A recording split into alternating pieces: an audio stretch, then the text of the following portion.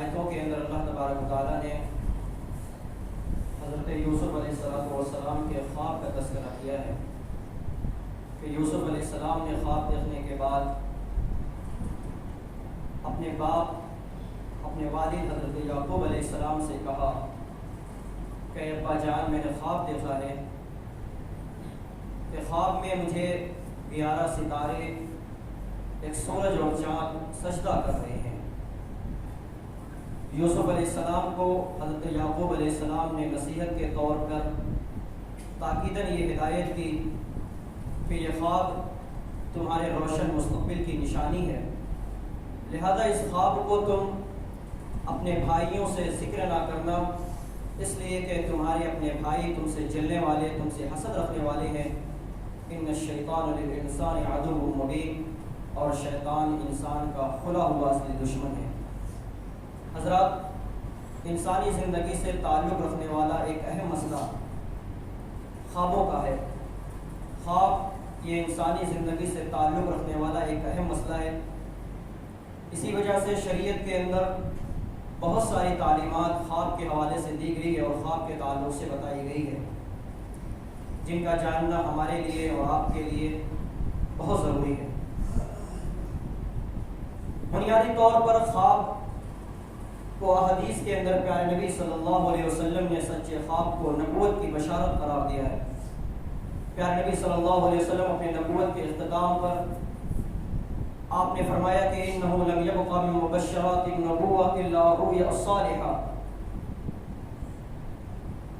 کہ نبوت کے بعد، میری نبوت کے بعد اگر نبوت میں سے کوئی چیز باقی رہ جائے گی تو وہ سچے خواب ہیں۔ یرا المؤمن او ترى له، جو مومن کو دکھائے جائیں گے یا مومن اس خواب کو دیکھے گا۔ بعض حدیث کے اندر سچے خواب کو نبوت کا 40واں حصہ قرار دیا گیا ہے کہ یہ خواب، جو سچے خواب مومن کو آتے ہیں، یہ نبوت کا 40واں حصہ ہے۔ پیغمبروں کی زندگی کے واقعات کو ہم پڑھتے ہیں، پیغمبروں کی زندگی کے حالات کو ہم پڑھتے ہیں۔ قرآن مجید میں بہت سارے پیغمبروں کا ایسا ذکر ملتا ہے کہ جہاں پر اللہ تبارک و تعالیٰ نے انبیاء اکرام کے اور پیغمبروں کی زندگی میں آنے والے بہت سارے حادثات کو، بہت سارے واقعات کو، مستقبل میں ہونے والی بہت ساری باتوں کو، فیوچر میں رونما ہونے والے بہت سارے حادثات کو خوابوں کے ذریعے سے بیان کیا گیا ہے اور خوابوں کے ذریعے سے بتایا گیا ہے۔ پیارے نبی صلی اللہ علیہ وسلم کی زندگی میں بھی کئی ایک ایسے واقعات ملتے ہیں کہ جہاں پر آپ کو بصورت خواب چیزیں دکھائی گئی ہیں اور بصورت خواب آپ صلی اللہ علیہ وسلم کو مستقبل کی چیزیں بتائی گئی ہیں۔ پیارے نبی صلی اللہ علیہ وسلم کی نبوت کا آغاز جب ہوا تو خواب کے ذریعے سے ہوتا ہے، چنانچہ 6 مہینے تک پیارے نبی صلی اللہ علیہ وسلم مسلسل خواب دیکھتے تھے، اور آپ جو رات میں خواب دیکھا کرتے تھے، صبح ہوتے ہیں تو بالکل وہی خواب آپ کی زندگی میں رونما نظر آتا ہے، بالکل وہ خواب سچا ثابت ہوتا ہے۔ امام حافظ ابن حجر رحمۃ اللہ علیہ نے صحیح بخاری کی شرح میں سلف کے حوالے سے یہ بات لکھی ہے کہ صرف ہمارے نبی محمد صلی اللہ علیہ وسلم ہی نہیں بلکہ دنیا کے اندر جتنے بھی پیغمبر آئے، دنیا کے اندر جتنے بھی نبی آئے، ان سارے نبیوں کی نبوت کی شروعات جو ہوتی ہے وہ خوابوں کے ذریعے سے ہوتی ہے۔ پہلے انبیاء اکرام کو خواب دکھائے جاتے تھے، وہ خواب ان کے سچے ہوتے ہیں اور پھر رب العالمین وحی کے ذریعے سے ان کو نبی بناتا ہے۔ قرآن مجید کے اندر بہت سارے قصے کو بیان کیا گیا ہے، بہت سارے واقعات کو بیان کیا گیا ہے، لیکن جس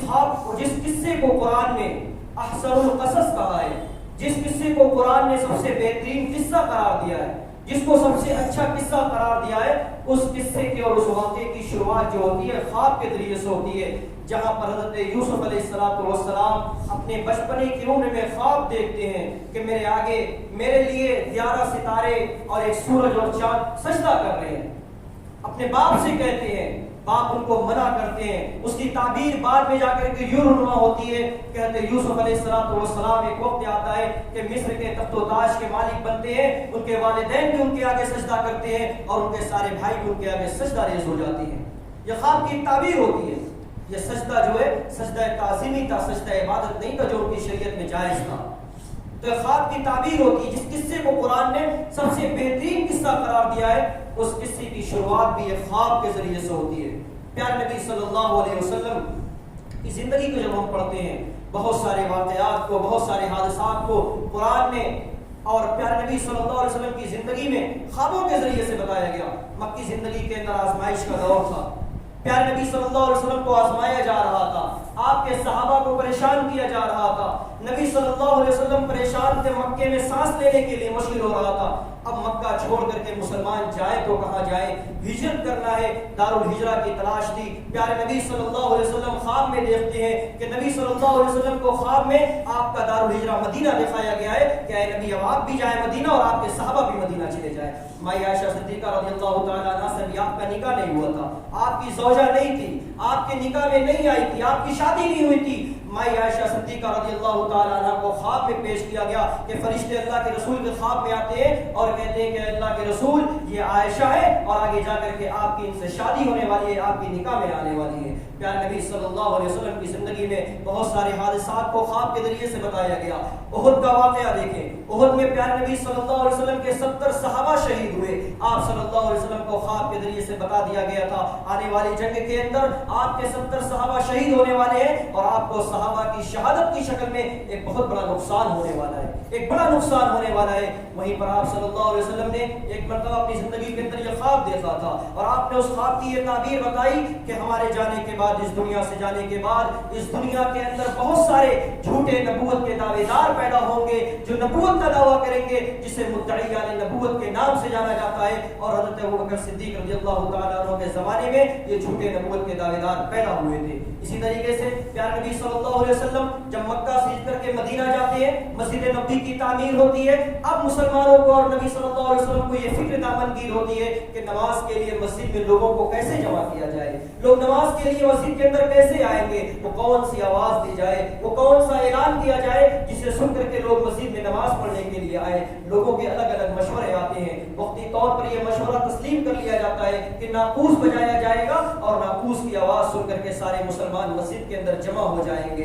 عبداللہ بن زید بن عبد ربیہ جاتے ہیں, رات میں سوتے ہیں, خواب دیکھتے ہیں کہ پیارے نبی صلی اللہ, خواب یہ دیکھتے ہیں کہ ایک شخص خواب میں آیا ہوا ہے, وہ ناقوس لیے ہوئے ہے. عبداللہ بن زید بن عبد ربیہ کہتے ہیں کہ اے اللہ کے بندے طبیعت ناقوس, کیا تم مجھے ناقوس بیچو گے؟ اس بندے نے کہا, وہ خواب میں جو بندہ تھا وہ فرشتہ تھا, اس نے کہا کہ تم یہ ناقوس کا لے کر کے کیا کرو گے؟ عبداللہ بن زید بن عبد ربیہ نے کہا کہ میں اس ناقوس کو بجاؤں گا اور اس ناقوس کے ذریعے سے لوگوں کو نماز کے لیے جمع کروں گا. اس بندے نے, اس فرشتے نے کہا کہ کیا میں تمہیں ایک بہترین کلمہ نہ بتا دوں کہ اس کلمات کو تم دہراؤ, اس کلمات کو پڑھو اور اس کلمات کے ذریعے سے لوگوں کو نماز کے لیے جمع کرو. اس فرشتے نے خواب کے اندر عبداللہ بن زید بن عبد ربیہ کو اذان کے ایک ایک کلمات سکھائے. اللہ اکبر, اللہ اکبر سے لے کر کے لا الہ الا اللہ تک پورے کلمات سکھائے. صبح ہوتی ہے, عبداللہ بن زید بن عبد ربیہ اللہ کے رسول کے پاس آتے ہیں اور خواب کا پورا تفصیل بیان کر دیتے ہیں. اللہ کے رسول کہتے ہیں کہ یہ خواب سچا ہے, یہ خواب سچا ہے. پیارے نبی حکم دیتے ہیں کہ جاؤ عبداللہ بن زید, بلال کو یہ اذان کے کلمات سکھاؤ کہ بلال کی آواز تمہاری آواز سے بلند ہے. عبداللہ بن زید اپنے بلال کو اذان کے یہ کلمات سکھاتے ہیں اور عبداللہ بن زید بن عبد ربیہ کی آواز کو سن کر کے حضرت بلال رضی اللہ تعالیٰ عنہ اذان کے کلمات کو پکارتے ہیں, تیز تیز سے پکارتے ہیں اور یہاں سے یہ اذان کا چلن اور اذان کو یہ شریعت یہاں سے بنا دیا جاتا ہے. تو اس طریقے سے خوابوں کے ذریعے سے انبیاء اکرام کو واقعات بتائے جاتے تھے, انبیاء اکرام کو شریعتیں بتائی جاتی تھی, انبیاء اکرام کو مستقبل کے ہونے والے حالات کے بارے میں اطلاع دی جاتی تھی اور انبیاء اکرام کو جو مستقبل میں رونما ہونے والے حادثات ہوتے تھے, خطرات ہوتے تھے, اس سے ان کو آگاہ کیا جاتا تھا. جو خواب ہوتے ہیں وہ عموماً 3 طرح کے ہوتے ہیں. ایک خواب تو وہ ہوتا ہے جو اللہ کی طرف سے ہوتا ہے, جو سچا خواب ہوتا ہے, جو مومن کو دکھایا جاتا ہے اور یہی سچے خواب ہوتے ہیں. دوسرا خواب وہ ہوتا ہے جو شیطان کی طرف سے ہوتا ہے. شیطان مومن بندے کو ٹینشن دینے کے لیے, پریشان کرنے کے لیے, دکھ دینے کے لیے, رنج دینے کے لیے, غم دینے کے لیے شیطان مومنین کو برے خواب دکھاتا ہے, ڈراؤنے خواب دکھاتا ہے. اور تیسرا خواب یہ ہوتا ہے جو ہم اپنی معمولات زندگی میں کرتے ہیں, اپنی زندگی کے اندر جو ہم سوچتے ہیں, جو ہماری فکر ہوتی ہے, جو ہمارا عمل ہوتا ہے, جو ہم کرتے ہیں, جو ہم بولتے ہیں, جس کے بارے میں ہم سوچتے رہتے ہیں, یہ خواب ہمیں نیند کی حالت میں آتے ہیں. یہ باتیں ہمیں نیند کی حالت میں ہوتی ہے. یہ 3 طرح کے خواب ہوتے ہیں. پیارے نبی صلی اللہ علیہ وسلم نے نصیحت کی, آپ نے تعلیم یہ دی کہ اگر اچھے خواب دیکھتے ہو, بہترین خواب ہے, اچھے خواب اگر ہوتے ہیں تو اس خواب کو دیکھنے کے بعد الحمدللہ کہا کرو. اگر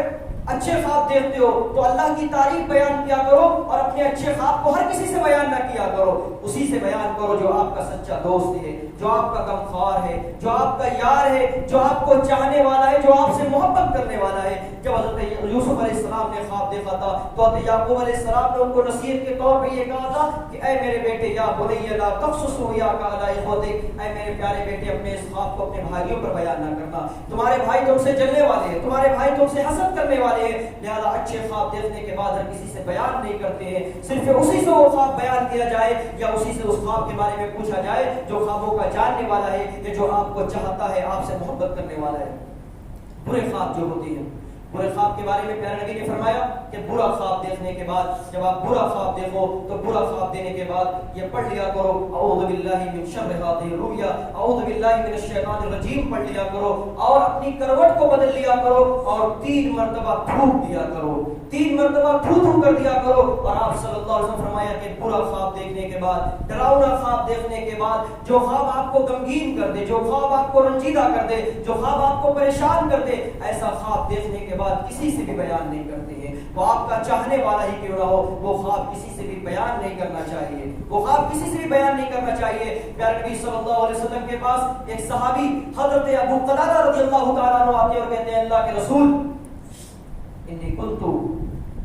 لأرى الرؤيا تمرضنی، میں ایسے ایسے خواب دیکھتا ہوں جس خواب کو دیکھنے کے بعد میں بیمار ہو جاتا ہوں، مجھے بیماری ہو جاتی ہے، میں غمگین ہو جاتا ہوں، میں رنجیدہ ہو جایا کرتا ہوں۔ پیارے نبی صلی اللہ علیہ وسلم نے ان کو نصیحت کی کہ خواب دیکھنے کے بعد اعوذ باللہ پڑھ لیا کرو، خواب دیکھنے کے بعد اپنی کروٹ بدل لیا کرو اور خواب دیکھنے کے بعد 3 مرتبہ تھوک دیا کرو اور اسی طریقے سے اس خواب کو کسی کو بیان نہ کیا کرو۔ حضرت ابو قتادہ کہتے ہیں کہ جب سے میں نے اللہ کے رسول کی اس نصیحت کے اوپر عمل کیا پھر میں غمگین نہ ہوا، پھر خواب دیکھنے کے بعد جو میری کیفیت ہو جایا کرتی تھی کہ میں بیمار ہو جایا کرتا تھا، پھر اس کے بعد میں کبھی بیمار نہ ہوا، کبھی رنجیدہ نہ ہوا، کبھی مجھے ٹینشن نہ ہوا۔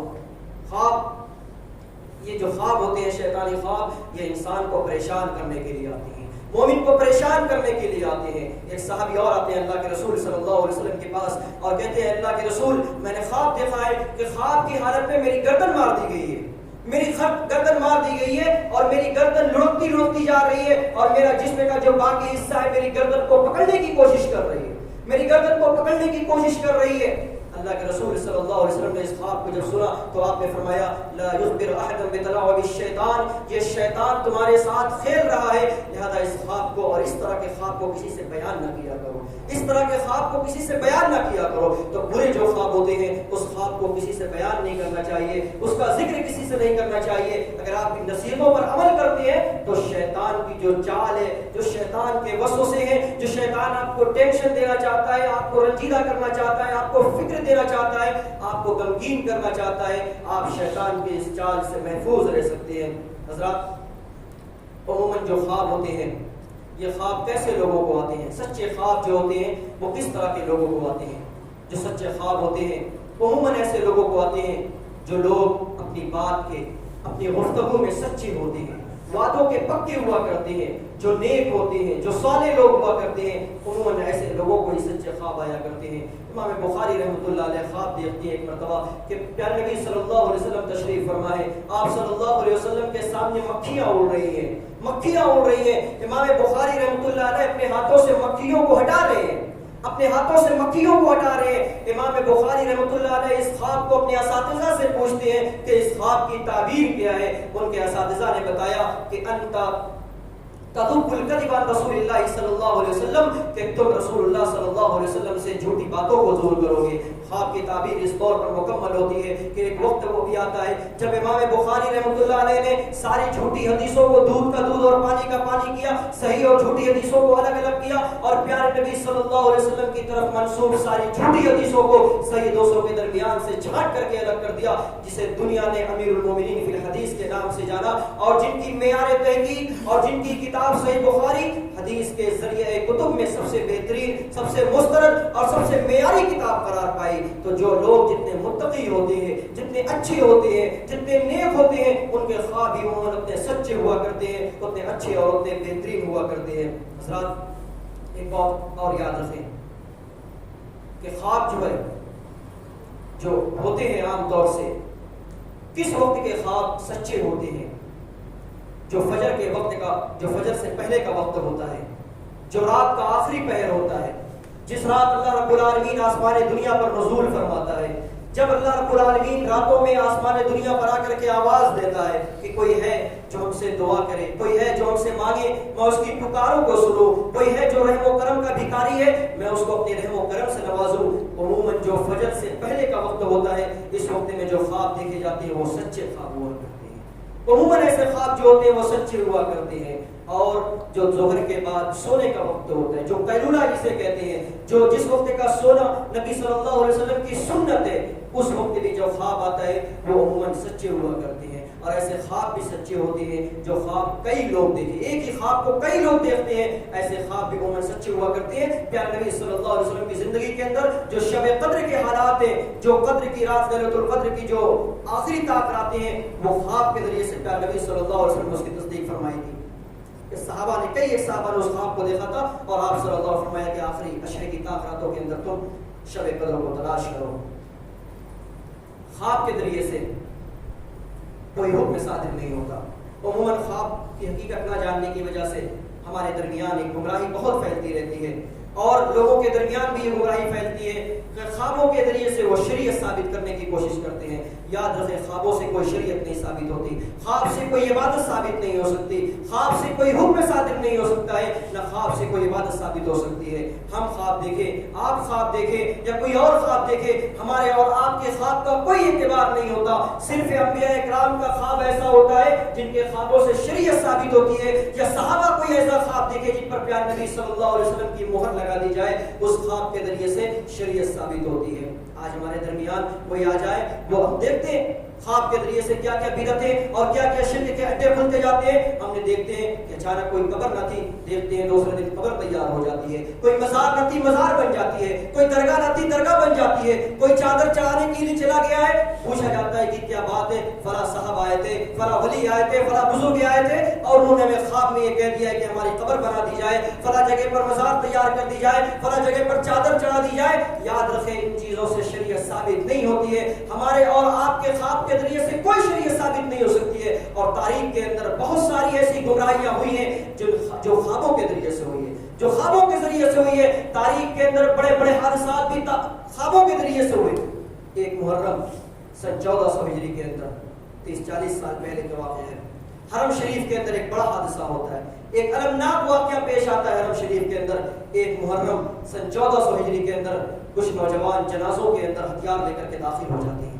ہتھیار لے کر کے داخل ہو جاتے ہیں اور سارے لوگوں کو اپنے کنٹرول میں کر کے کہتے ہیں کہ ہمارے درمیان مہدی علیہ السلام کا ظہور ہو چکا ہے، آپ لوگ بیعت کریں۔ بیعت نہ کرنے پر وہ لوگ فائرنگ شروع کر دیتے ہیں۔ 14 دنوں تک مسلسل حرم شریف کو وہ لوگ اپنے کنٹرول میں کرتے ہیں۔ 14 دنوں تک، تاریخ کا ایک المناک واقعہ ہے، 14 دنوں تک حرم شریف کے اندر نہ نمازیں ہوتی ہیں، نہ طواف ہوتا ہے۔ وہی لوگ جو اندر تھے اپنے کنٹرول میں لے کر کے جو کرنا ہوتا تھا کرتے تھے۔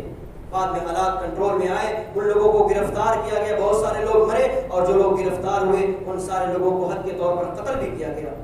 بتاتے ہیں بتانے والے اور لکھنے والے لکھتے ہیں کہ یہ جو گمراہیاں ان کے درمیان پیدا ہوئی، ان گمراہی کے راستوں میں ایک راستہ خواب کا تھا۔ ان لوگوں نے تقریباً 36 مرتبہ خواب دیکھا کہ ہمارے ہی درمیان کوئی مہدی ہے، کوئی ہمارے ہی درمیان مہدی ہے، جو مہدی علیہ السلام تمہارے درمیان ظہور ہو چکا ہے۔ ان کے گروپ میں ایک محمد بن عبداللہ نام کا شخص تھا جن کو ان لوگوں نے مہدی کے طور پر پیش کیا، اور یہ گمراہی خواب کے ذریعے سے آتی ہے۔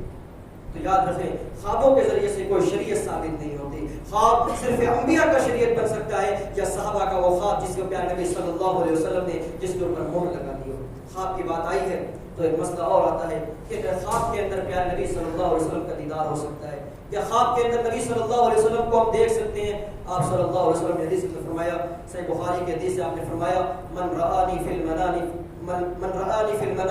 فقد رآنی فإن لا يتمثل الشیطان بی،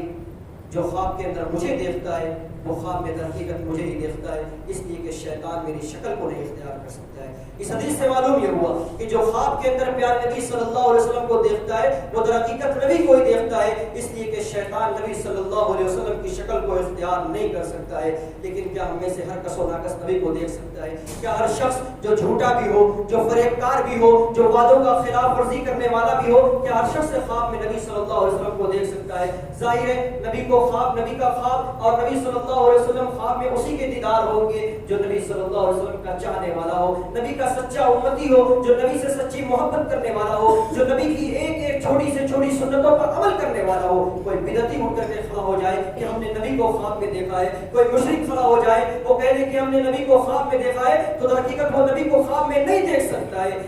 وہ نبی کو خواب میں نہیں دیکھ سکتا۔ ایک بات اور ہے کہ کوئی بھی شخص،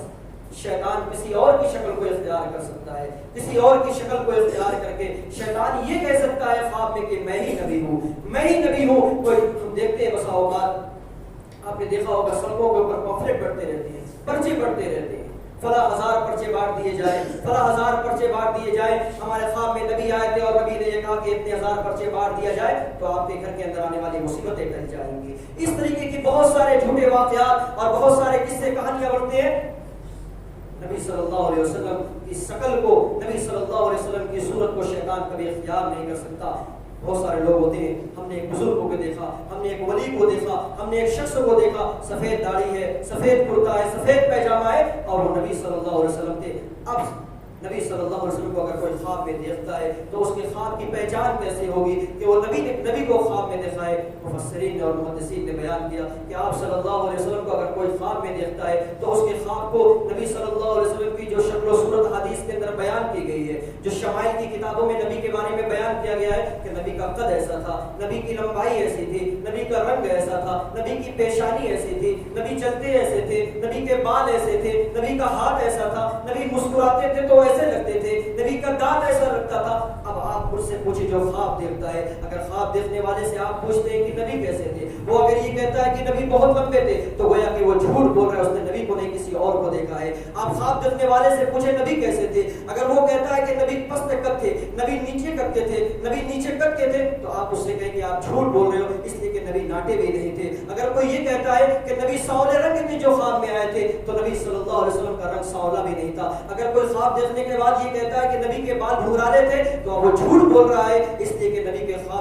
بال بھنگرالے نہیں تھے۔ آپ صلی اللہ علیہ وسلم کی پوری ایک ایک اوصاف کو، آپ صلی اللہ علیہ وسلم کی ایک ایک صفت کو، نبی صلی اللہ علیہ وسلم کے ایک ایک طریقے کو شمائل کی کتابوں کے اندر اور کتب احادیث کے اندر مفسرین نے، محدثین نے تفصیل سے بیان کیا ہے۔ اس کے خواب کو جانچا جائے، اس کے خواب کو پڑتالا جائے، اگر وہ سچا ہے تو وہ نبی کو دیکھا ہے، ورنہ وہ جھوٹا ہے۔ اور ظاہر سی بات ہے خواب کو نبی میں وہی دیکھ سکتا ہے جو نبی کا چاہنے والا ہو، جو موحد ہوگا، جو متبع سنت ہوگا، نبی کی چھوٹی سے چھوٹی سنتوں پر بھی عمل کرنے والا ہوگا۔ جھوٹا ہو، مکار ہو، اپنے وعدوں کا خلاف ورزی کرنے والا ہو، بات بات میں جھوٹ بولنے والا ہو، دوسروں کو ستانے والا ہو، دوسروں سے حسد کرنے والا ہو، نبی صلی اللہ علیہ وسلم کا چاہنے والا نہ ہو تو ایسا شخص نبی کو خواب میں نہیں دیکھ سکتا ہے۔ یہ خواب کے تعلق سے کچھ باتیں تھی، دعا ہے رب العالمین سے کہ بارے اللہ تو ہم سب کو ان تعلیمات پر عمل کرنے کی توفیق عطا فرما، آمین۔ ربنا تقبل منا انك انت السميع العليم وتب علينا انك انت التواب الرحيم وصلى الله على النبي۔